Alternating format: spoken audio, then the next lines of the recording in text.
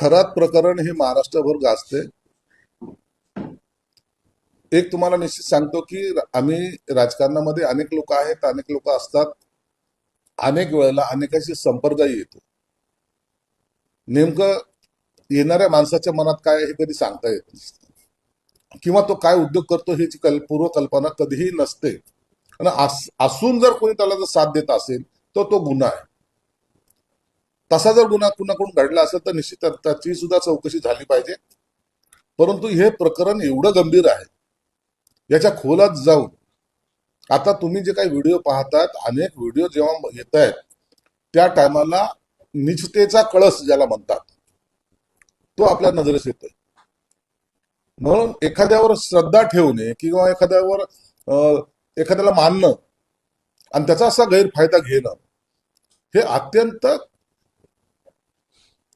त्याला काय शब्द त्याला सुचत नाही, परंतु हे खेदजनकच आहे आणि अत्यंत किळसवान आहे. म्हणून असे धर्माच्या नावावर किंवा ज्योतिषाच्या नावावर किंवा बौद्धगिरीच्या नावावर असा जो काही प्रकार झालेला आहे तो या महाराष्ट्राला कलंक आहे. म्हणून सरकारनं यावर अत्यंत कठोरपणे कारवाई केली पाहिजे. आता तुम्ही जर पाहिलं तर अनेक पुढाऱ्यांचे त्यांच्याबरोबर फोटो आहेत, अमित शहा पासून सर्वांचे फोटो आहेत. याचा अर्थ सर्वजण त्याच्याशी संबंधित अशातला भाग नाही. भेटतात, माणसं भेटतात, रोज भेटतात, परंतु खरा जर त्याच्यामध्ये कोणी त्याच्या सपोर्टिंगला असेल किंवा कोणी त्याच्या बरोबर असेल तर त्याच्यावरही कारवाई झाली पाहिजे. सरकारचं सुद्धा स्पष्ट मत आहे.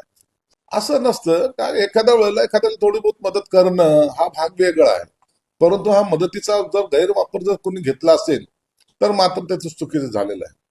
एक भावनेच्या भरात एखाद्याला जो मदत करायचा प्रयत्न केला असेल, परंतु ही भावना कुठपर्यंत असावी यालाही काही लिमिटेशन असल्या पाहिजेत.